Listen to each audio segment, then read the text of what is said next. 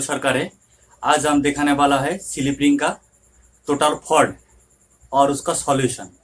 मतलब कोई भी स्लिप रिंग हो सकता है, आपका पास 800 HP का मोटर हो सकता है, 380 का मोटर हो सकता है, 200 का मोटर, कोई भी मोटर स्लिप रिंग मोटर का हो सकता है। मगर उसका फॉल्ट क्या क्या आ सकता है और उसका सॉल्यूशन क्या है वो हम एक एक करके दिखा रहा हूँ। और आज हम दिखाऊंगा वेल्डिंग मशीन जो हमारे पास होता है, 2 फेज को 3 फेज कुछ भी फेज का वेल्डिंग मशीन जो होता है, वो वेल्डिंग मशीन से हम स्लिप रिंग मोटर कैसे टेस्ट करूंगा वो भी हम दिखाऊंगा। एक एक करके देखिएगा, ये वीडियो आपको बहुत हेल्पफुल होगा। देखिए एक एक करके हम पार्ट टू पार्ट दिखा रहा हूँ, तो देखिए एक एक करके ध्यान से देखिए। मानकर चलिए ये हमारा स्लिप रिंग मोटर है, स्लिप रिंग मोटर है। तो स्लिप रिंग मोटर में क्या होता है, एक डेल्टा कनेक्शन होता है, एक स्टार कनेक्शन होता है। डेल्टा कनेक्शन कहाँ होता है, स्टार्टर में कनेक्शन होता है। कहाँ से आता है, जो एसीबी से जो 3 वायर आया मतलब RIB, वो स्टार्टर पोजीशन बोलता है। ये पोजीशन ये डेल्टा कनेक्शन होता है, हमेशा इसको डेल्टा कनेक्शन होता है। तो ये हो गया डेल्टा कनेक्शन। और रोटर से जो करंट इंड्यूस होता है, जो रोटर से, वो हमेशा स्टार कनेक्शन होता है। इसका अंदर जो रोटर रहता है, जो घुमाता है, जो मैकेनिकल एनर्जी बनाता है, जो रोटर है उसको, तो उसको हम स्टार कनेक्शन में आता है। और ये जो डेल्टा कनेक्शन में आता है, हम पिछले बार वीडियो में देखा है डेल्टा कनेक्शन कैसे करना है। तो आज हम देखूंगा तो उसका फॉल्ट क्या है। तो देखिए इसमें RIB, तो हमारा क्या है, पहले इस सेक्शन में दिखा रहा हूँ, इस सेक्शन में क्या का फॉल्ट आ सकता है, हमारा स्टार्टर पोजीशन में क्या का फॉल्ट आ सकता है। सबसे पहले क्या है, मेरा कनेक्शन है वो बढ़िया करके करिएगा। वो कैसे क्या है, ये डेल्टा कनेक्शन है। ये डेल्टा कनेक्शन सप्लाई कहाँ से आएगा, ये आएगा आपका एसीबी से आएगा। तो हम फॉल्ट उसका एसीबी से बता रहा हूँ, तो आपको समझने के लिए अच्छा रहेगा। तो एसीबी से क्या फर्स्ट प्रॉब्लम क्या होता है, एसीबी में मान के चलिए एसीबी का जो आउटपुट है उसमें 2 फेज आ रहा है। 2 फेज तो क्या है, एक फेज आउट हो गया, एक फेज आउट हो गया, तो हमारा क्या है वाई आर बी आ रहा है। तो वाई बी आने से नहीं होगा, हमारा जो एंगल होता है, जो एंगल होता है इसे, हमारा जो एंगल होता है 120 डिग्री का जो एंगल होता है वो नहीं बनता है। एक ऑफ हो जाएगा तो क्या होगा, ये 360 बन जाता है ना। तो क्या होगा, मेरा एक फेज आउट हो जाएगा तो क्या होगा, एक पेज आउट होने से क्या होगा, मेरा मोटर जो है वो घूमना बंद कर देगा। मतलब मेरा मोटर स्टार्ट ही नहीं होगा। चालू में आप जब स्टार्ट करिएगा, एसीबी को जब चार्ज करिएगा, तो एसीबी तो चार्ज हो जाएगा, मगर उसका आउटपुट से सप्लाई नहीं जाएगा मोटर में। तो मोटर में सप्लाई नहीं जाएगा तो क्या होगा, मेरा मोटर नहीं घूमेगा। मेरा स्लिप रिंग मोटर में हमेशा 3 फेज होना चाहिए, तब मेरा स्लिप रिंग मोटर वो घूमेगा, क्योंकि वो हाई टॉर्क लेके घूमता है, इसीलिए 3 फेज होना उसमें जरूरी है।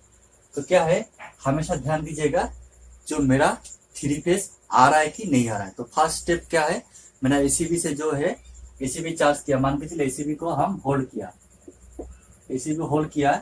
एसीबी होल्ड होने के बाद क्या होगा, इसमें 3 फेज सप्लाई आएगा। 3 फेज मतलब 415 वोल्ट, 415 वोल्ट इसमें सप्लाई आएगा। तो इसको टेस्ट क्या करना है, आप यहाँ से केबल को निकाल दीजिए, 1 2 3 तो केबल जो होता है, जो 300 का केबल होता है, जो 400 का केबल होता है, वो आप आराम से इसका से निकाल दीजिए। निकालने के बाद क्या करिएगा, निकालने के बाद आप उसको वोल्टेज चेक करिएगा। मतलब इसमें और इसमें कितना वोल्टेज आ रहा है, इसमें कितना वोल्टेज, फेस टू फेस मेरा वोल्टेज कितना है। या तो न्यूट्रल नहीं आएगा या तो फेज ही आएगा। तो फेस टू फेस मेरा वोल्टेज कितना है, वो एक सेम होना चाहिए, उसका वोल्टेज सेम होना चाहिए। तो ये हमारा एक फॉल्ट है, उसको सॉल्यूशन कैसे हो हम बता दिया। अभी दूसरा जो फॉल्ट है वो हम बता रहा हूँ। इसमें देखिए, जब आप वोल्टेज चेक करिएगा, उसका एम्पियर चेक करिएगा तो कुछ एम्पियर बताएगा।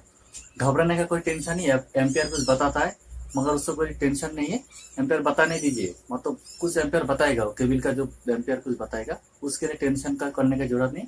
आज जस्ट आप वोल्टेज को चेक कर लीजिए, यह कितना वोल्टेज है और यह कितना वोल्टेज है, तो पता चल गया हमारा वोल्टेज क्या है। या निकालने के बाद केबल को निकाल दिया, निकालने के बाद मेरा वोल्टेज क्या है, हाँ मेरा वोल्टेज सही है, मतलब मेरा वोल्टेज ऊपर आ रहा है। तो फिर हम इसको कनेक्ट कर दिया, इसके साथ हम मोटर के साथ हम कनेक्ट कर दिए। कनेक्ट करने के बाद क्या होगा, हम फिर चार्ज किया, चार्ज करने के बाद फिर फ्लैशिंग मारेगा, मतलब यहाँ से फ्लैशिंग मार देगा। यहाँ से जब आप फ्लैशिंग, मेरा वोल्टेज सही आ रहा है, फिर भी यहाँ से फ्लैशिंग मार दिया। एक दूसरा प्रॉब्लम बता रहा हूँ। तो जब दूसरा फ्लैशिंग मार देगा तो हम क्या पता चल जाएगा, जब दूसरा फ्लैशिंग मार देगा तो यह जो है ना, यह जो डेल्टा कनेक्शन रहता है ना, मोटर के जो 6 लीड आया लीड, इसमें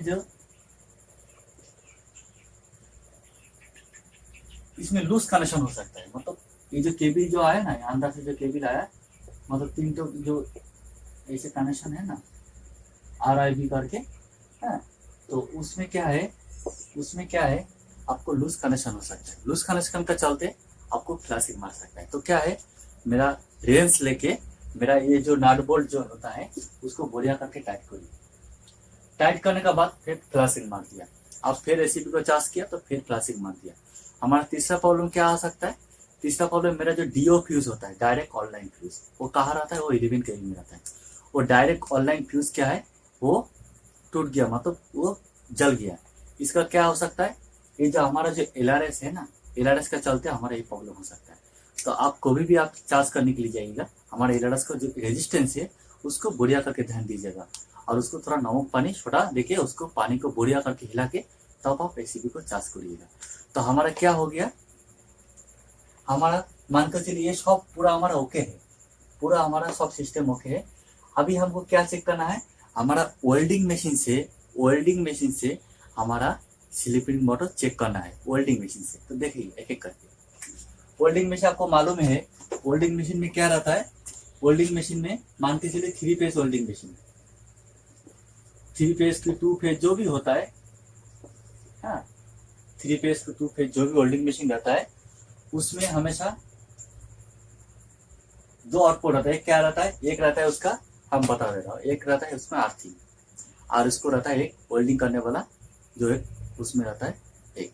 तो हमारा आउटपुट क्या हो, एक आर्थिंग रहता है, एक वेल्डिंग करने वाला एक उसमें रहता है। तो क्या हुआ, मेरा 2 आउटपुट हुआ वेल्डिंग मशीन में। तो एक आउटपुट में क्या है, जो आर्थिंग वाला जो है ना, आर्थिंग वाला जो वेल्डिंग मशीन आर्थिंग जो रहता है उसमें हम इसमें कनेक्ट कर दिए, ये बॉडी में, मतलब मोटर का जो बॉडी है वो बॉडी में हम उसको आर्थिंग को केबल को अच्छा से कनेक्ट कर दिया। कनेक्ट करने के बाद क्या होगा, हम तो केबल को अच्छा से कनेक्ट कर दिया। दूसरा वाला जो है वेल्डिंग मशीन जिससे हम वेल्डिंग करता है, वेल्डिंग करता है ना, दूसरा वाला पोजीशन में हम एक एक कॉइल, जो मान के चलिए एक कॉइल है, ये 2 कॉइल है, ये 3 कॉइल है, ये डेल्टा कनेक्शन में हम एक एक करके पूरा में बताया, पूरा में टास्क किया। तो मेरा कोई रिस्पॉन्स नहीं दे रहा है वेल्डिंग मशीन, तो रिस्पॉन्स नहीं दे रहा है मतलब मेरा जो मोटर है स्लिपिंग मोटर है वो हमारा मोटर सही है। तो रिस्पॉन्स देगा तो क्या पता चल जाएगा, मेरा मोटर जो अंदर में जो कॉइल रहता है, जो वाइंडिंग रहता है वो मेरा बॉडी हो गया, ठीक है, पता चल गया। हमारा वेल्डिंग मशीन से कैसे हम इसमें बॉडी टेस्ट करना है, और एक कॉइल भी हम टेस्ट कर सकते हैं। मान के चलिए आर्थिंग इसमें पकड़ लिया और दूसरा कर लिया, मतलब इसका ऐसे टास्क नहीं होना चाहिए। मतलब वो क्या है, वो क्वांटिटी बताता है। वेल्डिंग मशीन से हम लोग क्या टेस्ट करते हैं, उसको क्वांटिटी, मतलब हमारा उसके साथ उसका क्वांटिटी है कि नहीं वो हमारा पता चल जाएगा वेल्डिंग मशीन से। उसके बाद मेगर वैल्यू हम लोग कर सकते हैं। इसमें मेगर वैल्यू हमारा यहाँ जो डेल्टा कनेक्शन होता है ना, ये मान के चलिए यहाँ डेल्टा कनेक्शन होता है, ये जगह जो डेल्टा कनेक्शन होता है ना, ये डेल्टा कनेक्शन हम 1 बाई 1 मतलब एक एक करके हम उसका जो मैनुअल का जो मेगर मशीन है ना, घुमा के हमको कितना रेजिस्टेंस दे रहा है, कितना मेगा ओम, मान के चलिए 250 मेगा ओम दे रहा है, ठीक है। तो ठीक है, तीनों में इतना देगा तो ठीक है।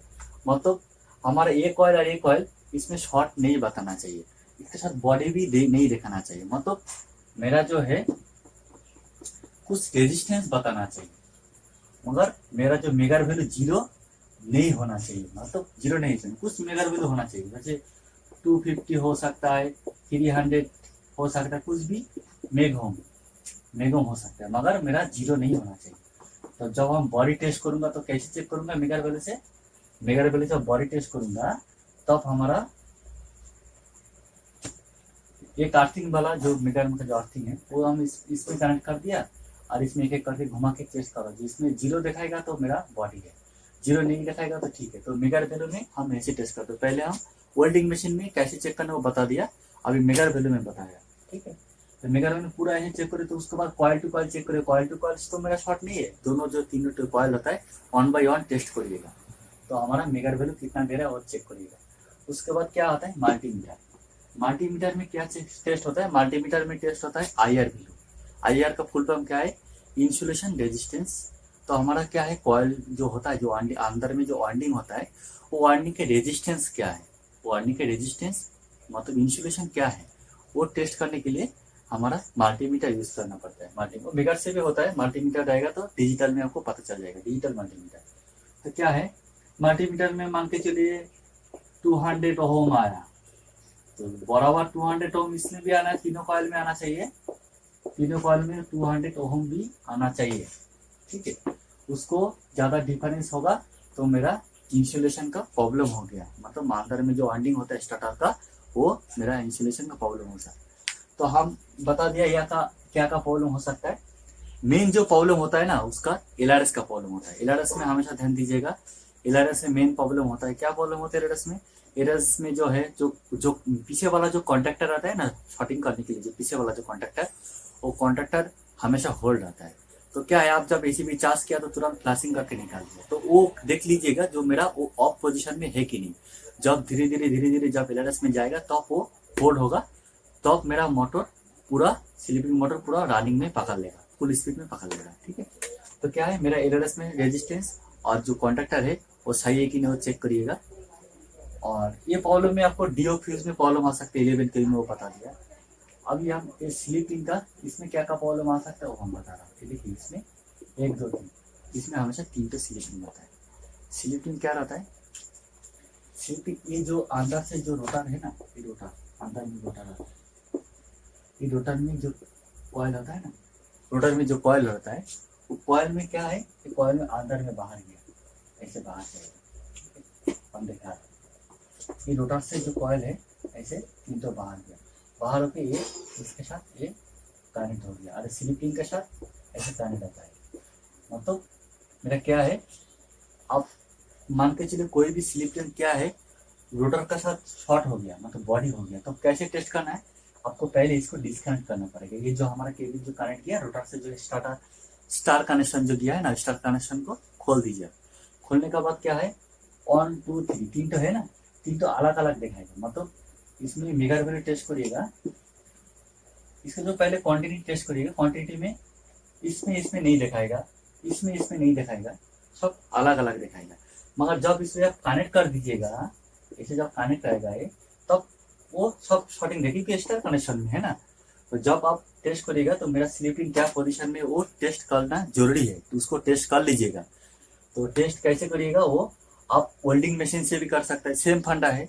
वेल्डिंग मशीन बॉडी के साथ कनेक्ट कर दीजिए और ऊपर में ऐसे छटा दीजिए, जो ऐसे जो स्लीपिंग में जो 3 तो केबल गया है ना, स्लीपिंग में जो 3 तो ऐसे रॉड रहता है, उसमें आप वेल्डिंग मशीन छटाइए एक एक करके, और आर्थिंग को इसमें बॉडी के साथ आर्थिंग है वेल्डिंग मशीन का, आर्थिंग वाला जो पोजीशन में है वेल्डिंग मशीन का वो बॉडी में दीजिए, और दूसरा वाला जो पोजीशन एक एक करके छटाएंगे। वेल्डिंग मशीन कुछ रेस्पॉन्स नहीं करेगा तो पता चल गया मेरा स्लीपिंग सही है।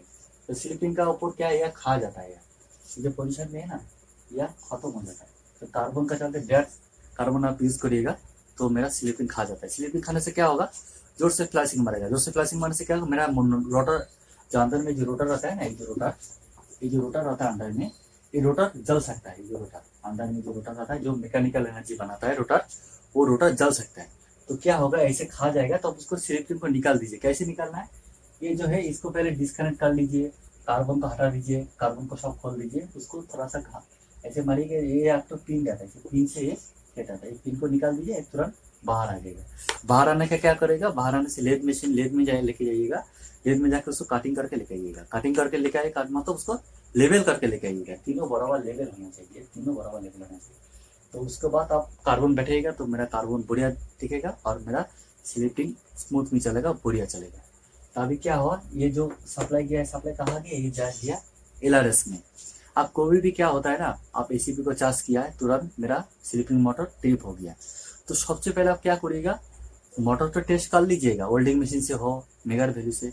उसके पहले आप एक काम करिएगा, उसको जो एलआरएस आता है ना, उसका जो पानी है वो निकाल दीजिए, पानी को निकाल के फिर दूसरा पानी उसमें डाल दीजिए, दूसरा पानी डाल दीजिए और थोड़ा सोडा डाल दीजिए, नमक मत डालिएगा, सोडा डाल दीजिएगा। तो क्या होगा, सोडा डालने का पानी बढ़िया करके हिला के फिर चालू करिएगा, तो आपका जो मोटर है वो बढ़िया चलेगा और कोई टेंशन नहीं रहेगा। और सबसे बड़ा बात क्या है, आपका ये जो डेल्टा कनेक्शन जो यहाँ है ना, जो केबल, इसमें एम्पियर आप देख लीजिएगा, तो कोई केबिन में ज्यादा एम्पियर तो नहीं ले रहा है, मतलब एम्पियर आप टेस्ट कर के रखिएगा। और इसमें क्या रहता है, ये जो स्लिप रिंग है, देखिए ये स्लिप रिंग क्या है ना, स्लिप रिंग है, मान के चलिए 3 स्लिप रिंग है। ये तो राउंड आता है, ऐसे हम बॉडी में दिखाए तो अलग रहता है, स्लिप रिंग है 3। इसमें क्या है ना, इसमें तो तीनों में है ना, तीनों जो केबल गया ना, तीनों में एम्पियर मीटर लगा दीजिए, एम्पियर मीटर, 3 तो एम्पियर मीटर। उसके बाद 3 तो मतलब ये एक के लिए, ये दूसरा के लिए, ये तीसरा के लिए। ये एम्पियर मीटर किसके लिए होगा, कौन सा एम्पियर मीटर लगाना है, एनालॉग वाला एम्पियर मीटर लगाइएगा। इसमें क्या होगा, मान के चलिए मेरा स्लिप रिंग में मतलब मिसबिहेव कर रहा है, मेरा कार्बन मिसबिहेव कर रहा है, तो अब मेरा जो है ना ये वाला एम्पियर मीटर है ना, वो हंटिंग करेगा, ऐसे ऐसे हंटिंग करेगा। तो हंटिंग करने से क्या होगा, हमारा पता चल जाएगा जो मेरा मोटर में मतलब स्लीपिंग साइड में मेरा प्रॉब्लम आया, हमको कार्बन को चेंज करना है, नहीं तो स्लीपिंग को देखना है। सबसे पहले आप क्या करिएगा, ये जो है एम्पियर मीटर लगा लीजिएगा तीनों में, तो आपको स्लीपिंग में प्रॉब्लम आने से पहले आप पता चल जाएगा जो आपको स्लीपिंग में प्रॉब्लम आया।